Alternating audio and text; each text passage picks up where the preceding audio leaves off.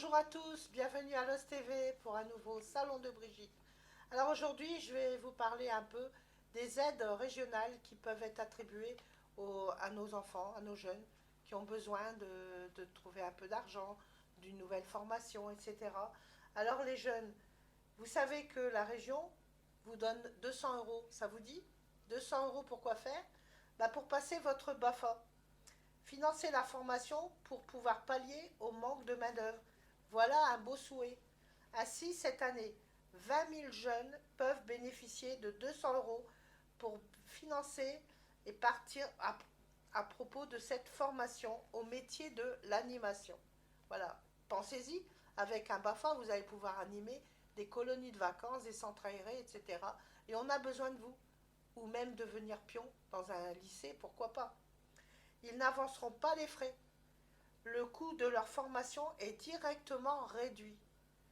L'aide payée aux organismes de formation et les demandes doivent être effectuées dès maintenant. Elles sont ouvertes depuis le 1er janvier. L'aide, bien entendu, est donnée sous condition de ressources.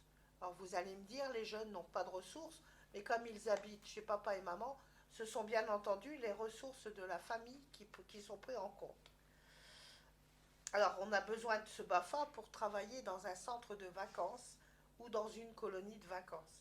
Quelquefois, ça peut être aussi un bon tremplin des centres de vacances dans une autre région pour aller faire une animation et vous pouvez bénéficier en même temps sur place d'un logement et ça vous fait des vacances à prix réduit.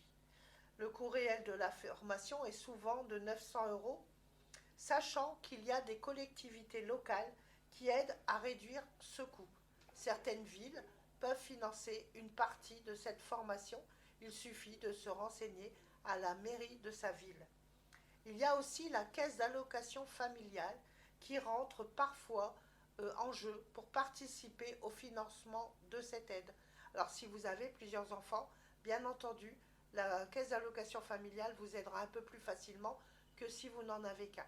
Mais renseignez-vous, il faut aller partout. Il ne faut pas perdre ce droit que vous pouviez avoir. Il est question de baisser l'âge d'accès de 17 ans à 16 ans, puisque jusque maintenant, il fallait avoir 17 ans pour passer le BAFA.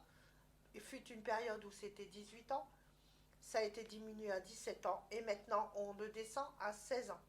Bien entendu, tout est à prendre à se renseigner auprès de la région qui va vous financer ces aides.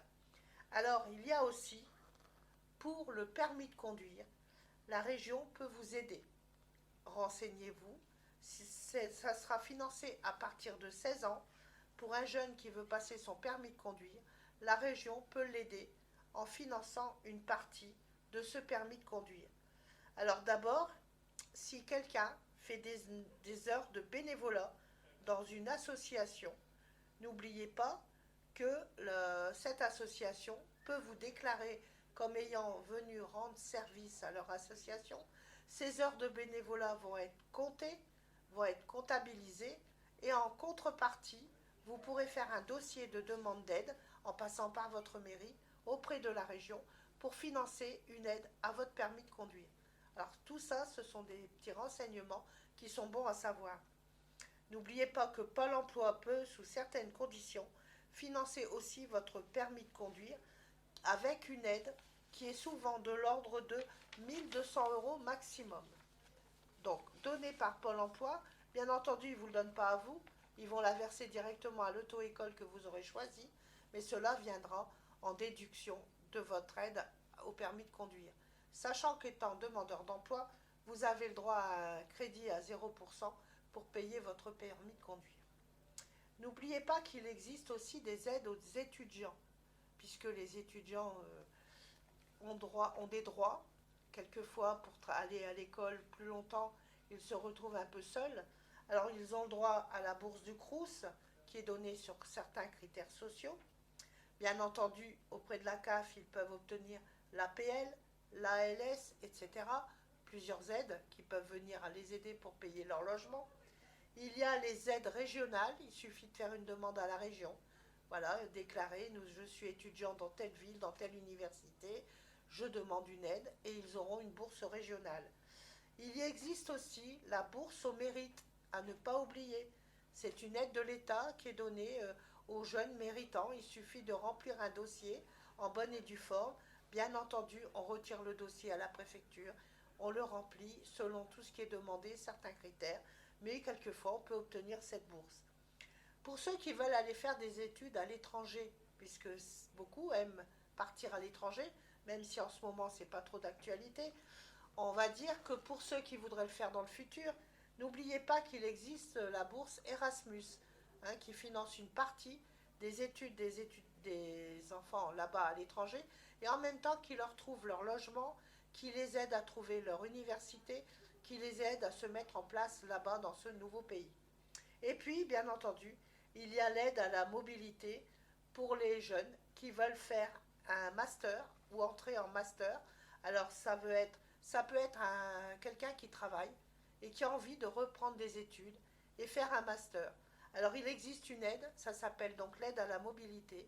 Il doit se rapprocher de son employeur qui va, bien entendu, signer une convention avec l'établissement où le jeune ou la personne va faire ce master afin qu'il ait le droit d'avoir des heures de liberté dans son travail pour pouvoir aller en cours.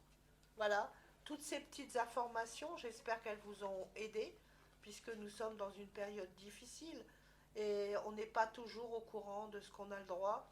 Bien entendu, il y a un dicton qui dit nul n'est censé ignorer la loi, mais les droits, on n'est pas toujours capable de savoir ce qu'on a le droit. Donc allez-y, renseignez-vous pour nos jeunes afin qu'ils deviennent de belles personnes. Je vous souhaite à tous une bonne fin de journée et à bientôt pour un nouveau Salon de Brigitte.